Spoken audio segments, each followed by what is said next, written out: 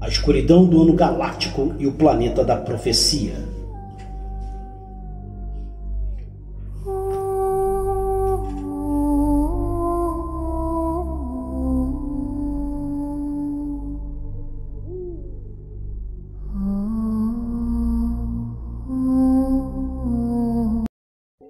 Esse é um capítulo-chave de nossa história planetária, uma época caótica de diversos milhares de anos, onde o planeta se veria envolto num turbilhão de acontecimentos que explica a base do atual estado das coisas, isto é, quarentena terrestre.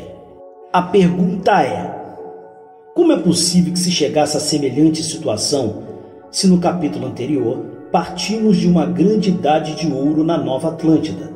Essa nova era dourada duraria em torno de 5.000 anos. E o que podemos deduzir através de informações indiretas é que podemos enquadrar esse período entre 32 e 27 mil anos antes de Cristo.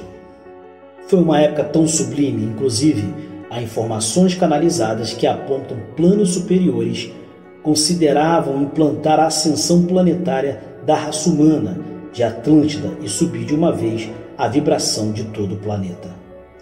Salienta-se que o Gênesis bíblico é um livro repleto de simbolismos derivados de diversas fontes, entre elas a manipulação e assimilação de elementos na mitologia suméria. Quantos judeus foram presos na Babilônia em 580 a.C., mas que parte tudo de uma ideia essencial que é a concepção de uma recordação confusa, a de ter vivido em um paraíso na Terra, mas depois, lamentavelmente, haver perdido. Esse conhecimento e certeza interna das primeiras civilizações pós-diluvianas de haver perdido esse paraíso com seus pecados não se trata de outro senão um afundamento de Atlântida. Todavia, não precipitemos os acontecimentos, ainda que haja um largo trecho neste semblante histórico. A pergunta de como se deu a decadência de alta espiritualidade atlante é recorrente em nossa história planetária, e a única resposta que parece correta é simplesmente o afã pelo poder.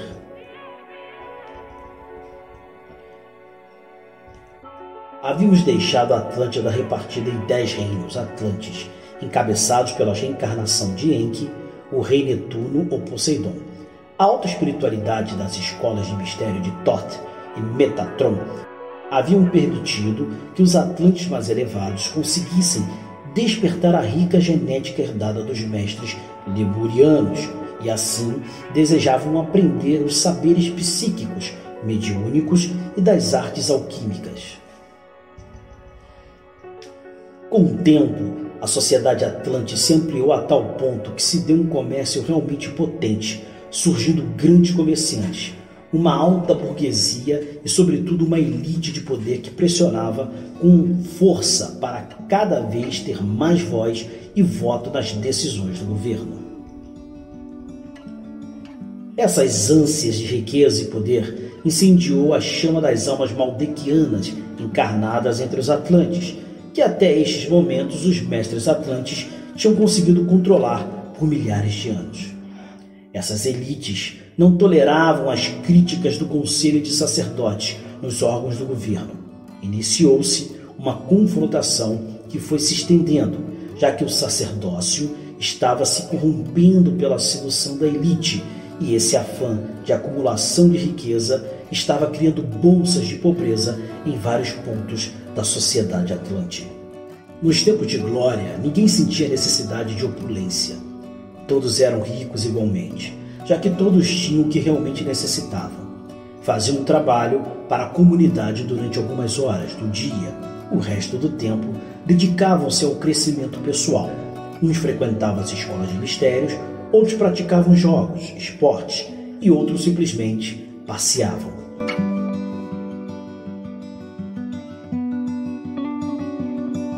Cada um sentia e fazia o que queria fazer do seu tempo livremente. O passo seguinte foi a formação de facções entre os distintos reinos atlantes, envolvendo-se em contentas políticas, alianças e traições. Tudo isso soa muito atual. E de fato, hoje em dia, a sociedade ainda se encontra limpando as memórias daqueles tempos atlantes.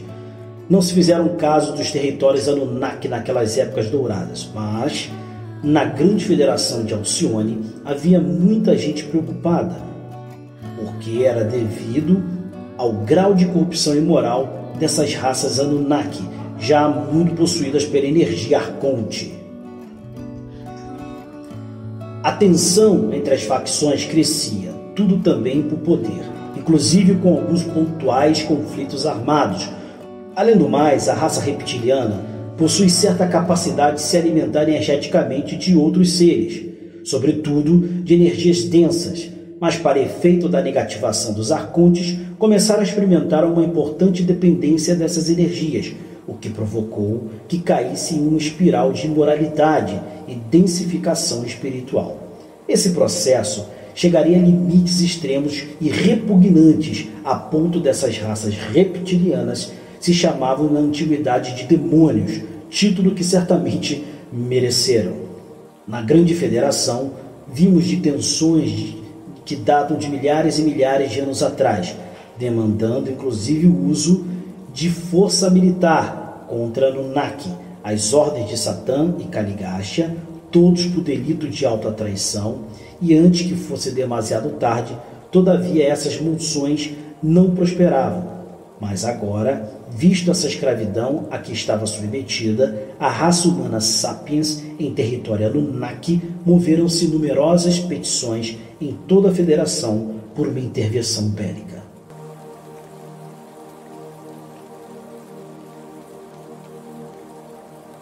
Um exemplo temos nas raças humanoides de Tau 7, que foram uma das últimas que conseguiram se libertar do jugo reptiliano com o apoio da federação. Tinham muito fresco na memória o que era viver abaixo da pressão reptiliana, associada ao seu espírito de guerra.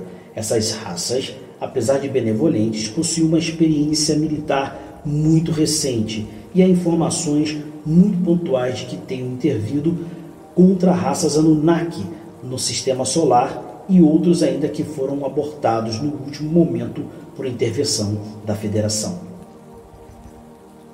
Os Arcontes e os Anunnaki viam com receio a intervenção de Sirius e das Pleiades no planeta Terra, sobretudo dessa última por seu poderio militar, com base nisso impulsionados pela sede de poder que estava se estabelecendo em Atlântida. Os Arcontes, já em outro nível, decidiram infiltrar-se na psique de certos personagens chave para fazer sucumbir o projeto Atlante. Começaram a interferir na psique de cidadãos, provocando neles maior sede de poder, vingança, contendas e também se infiltraram em mentes de sacerdócio, fazendo-os esquecer do princípio fundamental de que qualquer mestre que se preze, que é o serviço aos demais e não o serviço a si mesmo, ao ego e ao poder.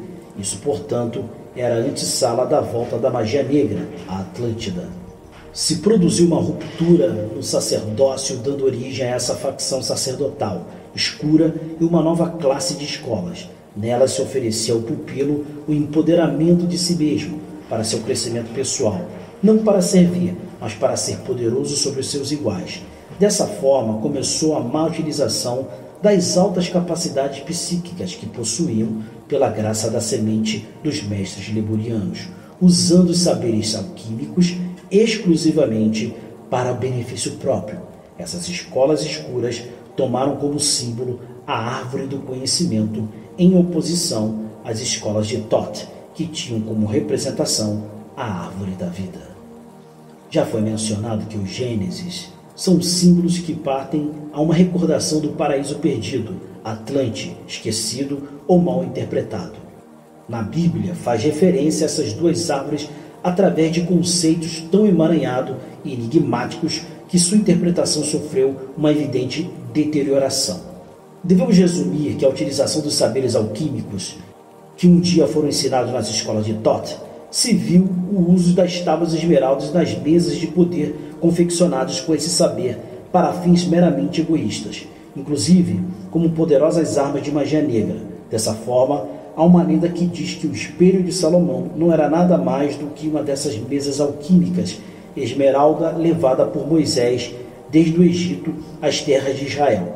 mas utilizada depois como objeto de poder para o domínio e a barbárie. A maior glória de Enlil, Javé, esse era o projeto para o povo eleito. Como as desigualdades sociais se acumulavam, fruto da energia arconte, se deu em Atlântida a mesma desgraça que se dava nas terras Anunnaki.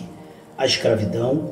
Agora, os cidadãos de Atlântida exibiam uma ostentação de poder através do número de escravos a seu serviço.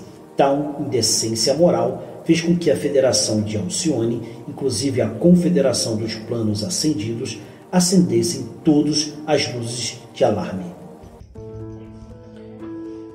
Aqui se pode fazer a diferença entre os deuses Elohim, filhos paradisíacos, grandes arcanjos ou como se deseja denominar. Se manejava uma profecia que alguns deles haviam deslumbrado já há 25 milhões de anos atrás, a de que haveria um planeta onde uma grande batalha final entre a luz e a escuridão seria travada. Um planeta onde essa luta traria grande dor e o sofrimento chegaria a cotas nunca antevistas, lutas bizarras e distorcidas que representariam um esforço descomunal para os guerreiros da luz. Muitos grandes mestres caíram derrotados, mas que finalmente a luz venceria e seria o estopim para a libertação de outros mundos neste universo local. Todo esse processo de degeneração moral e espiritual atlante foi um processo lento e paulatino durante muitos milhares de anos. O rei Enki, Poseidon, sempre defendeu o sacerdócio no Conselho Atlântico contra o próprio rei.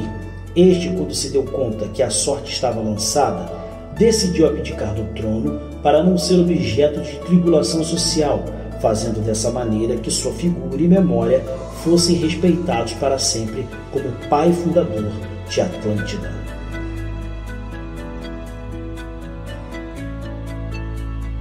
O destino de Enki é um mistério e o mais provável é que tenha regressado às suas terras Anunnaki no Egito. Naqueles tempos ainda pouco povoado, estando assim livres, as elites apoiaram reis afins a seus interesses e as consequências das decisões não tardariam a chegar. A remodelação das ordens de governo, excluindo a facção de sacerdotes que não lhes interessava. Parte desses, que eram descendentes de raças arianas da Groenlândia e haviam migrado para Atlântida, tomaram consciência de que os melhores tempos em Atlântida havia chegado ao fim. Decidiram voltar para suas terras ao norte e ensinar para os seus toda a glória do melhor saber atlante. Esse grupo de sacerdotes arianos, de estatura normal, junto com outros gigantes arianos das raças lemurianas e atlantes primitivas, migraram para as terras que se denominam nas lendas nórdicas como Tule, que não seria outra senão a própria Groenlândia. E já nessas épocas, sua parte de seu território mais norte se encontrava afetado pela glaciação. Essa raça de grandes mestres seria a origem dos grandes mestres druidas das lendas europeias. O processo de glaciação provocou uma série de migrações, sobretudo em direção à Eurásia. A questão dos mestres de luz de Atlântida, que liam os sinos e as posições dos astros, mas também faziam contato com entidades paradisíacas dos planos ascendidos. Todos eles tinham claro que o começo do ano galáctico marcaria um período de 25.800 anos, onde a escuridão acamparia neste planeta sagrado. Isso unido ao fato que o continente de almas maldequianas de baixa vibração que estavam encarnando neste planeta estavam dando forma a uma sociedade de péssimas atitudes, assim que o panorama era desolador para os mestres terrestres. Face a essa situação desesperada, houve um chamado entre as mais puras e altíssimas consciências Elohim, apresentando-se assim 1000 presenças do Deus Eu Sou, como objetivo de salvar a raça humana terrestre do jugo arconte e reptiliano. Uma alma, na hora de reencarnar, deve fractalizar-se, devido a que nossos corpos 3D não suportariam tamanho nível vibratório. A parte que as almas não possuem sexo e são, portanto, andrógenas, assim uma alma pode fractalizar-se de 12 a 144 fractais de alma. E esse é o processo que seguiu essas 1000 presenças Elohim, fractando-se em sua totalidade em 144 fractais, dando por resultado os famosos 144.000 do livro do Apocalipse. Essa é a origem genuína dos 144.000 que, segundo a Bíblia, obedece à vontade divina. Essas presenças do Deus Eu Sou, fractalizadas, encarnaram em Atlântida e seriam os puros entre os puros, os incorruptíveis, as sábias eminências que não se contaminariam com a mesquinhez da energia arconte e se representaria o estandarte que salvaria a semente da humanidade, sua conexão com o planeta e a fonte primordial. No ano de 23.844 a.C., é a data que marcava um novo ciclo galáctico. Um ciclo que começaria de maneira drástica, sendo um aviso dos tempos que estariam por vir. Em Atlântida, estavam se dando os momentos realmente conturbados, onde as lutas entre os clãs pelo poder, cedendo à violência direta e conflitos armados de caráter bélico, tanto entre reinos como dentro de reinos. Além do mais, a incidência de escravidão comentada, havia algo que as elites desejavam, que era a alta tecnologia. Para tanto, os Anunnaki ofereceram apoio tecnológico, inclusive no desenvolvimento de experimentos genéticos, dando lugar a novas raças humanas escravas para servir as novas elites atlantes. Não se sabe muito bem as características físicas dessas raças, mas as poucas informações que existem a respeito é de que foram várias e de caráter muito agressivo, como não podiam ser de outra forma por cortesia da ciência Anunnaki. Estes ampliavam sua influência nos territórios da Federação, tendo assim baixar o peso da influência siriana e pleiadiana na sociedade atlante. Estes ampliavam sua influência nos territórios da Federação, tentando assim baixar o peso da influência siriana e pleiadiana na sociedade atlante. Há ainda que se mencionar que alguns experimentos genéticos foram realmente bizarros e repugnantes, chegando a se mesclar homens e animais apenas para a pura diversão das elites, e isso para a Federação foi a gota d'água, emitindo o autocontrole do Conselho um manifesto pelo qual se colocava que as autoridades atlantes haviam infringido as linhas vermelhas marcadas em seu momento desde Alcione. Não apenas haviam tido assistência de alta tecnologia, mas também haviam feito experimentos genéticos, alguns realmente desprezíveis. Portanto, a Federação se sentia desvinculada do dever de dar suporte a este projeto terrestre. Se provou a decisão de uma investida armada contra os Anunnaki e todas as suas colônias no Sistema Solar, e sobretudo seu centro neural, estabelecido no planeta Terra. Então, entrar em guerra, e podemos logicamente perguntar, como foi essa guerra? Precisamos assumir sinceramente que não sabemos e temos poucos indícios que nos permita sugerir uma hipótese de como teria sido esse conflito. O que se pode dizer é que ao redor de 25.000 anos antes de Cristo, há informações superficiais de que nesta guerra, tristemente, a Federação foi derrotada. Pode-se deduzir que os Anunnaki já estavam há muitos milhares de anos no Sistema Solar e conheciam muito bem o território. Usaram também a Lua como escudo e barreira defensiva, uma vez que a Lua é um satélite artificial e é bem mais antiga que a Terra. É oca e basicamente o mais acertado que se pode dizer sobre ela é que ela nem deveria estar ali. Podemos tomar por base os acontecimentos narrados nas mitologias espalhadas pelo mundo, que fala de tempos onde uma estirpe de jovens deuses entraram em guerra contra as raças veteranas de divindade, impondo-se finalmente sobre esses velhos deuses. Um exemplo pode ser encontrado em poemas épicos sumérios, ou mesmo na mitologia grega, onde vemos a vitória dos jovens deuses encabeçados por Zeus sobre seu pai Cronos e a estirpe dos titãs. É como diz o ditado, é como é acima, é abaixo. Nas terras atlantes, o conflito era norma. Se deram lutas entre as cidades rivais com armas de destruição massiva, afetando as energias telúricas, pelo qual canalizavam a energia do universo em suas poderosas pirâmides. Essas pirâmides e obeliscos de quartzo, que antes acumulavam e distribuíam energia por todo o planeta, passaram a ser utilizados como armas de plasma para destruir seus inimigos. As energias telúricas e do cosmos provenientes da fonte não são energias inertes, e sim dotadas de consciência, e ao se dar conta dessa utilização imoral que foi feito, não para curar, proteger e construir, mas sim para destruir, essas energias protegeram a si mesmas, fundindo-se com a Terra e gerando grandes cataclismos. Para que a Atlântida tinha uma forma curva, com um bumerangue que cruzava o Atlântico de lado a lado, desde as costas africanas de Cabo Verde às Ilhas Canárias e Madeira, e no outro extremo na cercania do que hoje é a Flórida, nos Estados Unidos. Esta é a zona onde fontes canalizadas apontam a que grandes pirâmides cuja energia era mal utilizada a tal ponto que provocou o afundamento dessas terras continentais, gerando perturbações eletromagnéticas de todo tipo e que hoje conhecemos como o famoso Triângulo das Bermudas. Esse afundamento de Atlântida e a descompensação de toda a rede de estabilidade terrestre gerou também um afundamento de outras terras como o norte da Lemúria, que naquela época já estava abandonado. Esse foi o primeiro aviso da Mãe Terra à civilização atlântica, que naquela época surtiu um efeito de curto prazo onde as sociedades tentaram resgatar a paz. Mas o germe escuro da escravidão e do poder, da magia negra, da ciência genética sem escrúpulos e demais necessidades do espírito já estavam fortemente enraizados. Aconteceram cataclismos, guerras, violência e desgraças, um ciclo de 25.800 anos de escuridão. Um ano galáctico que nos faria cair uma densidade inimaginável, acabando no fim dos milênios a gerar o que hoje é a Matrix planetária.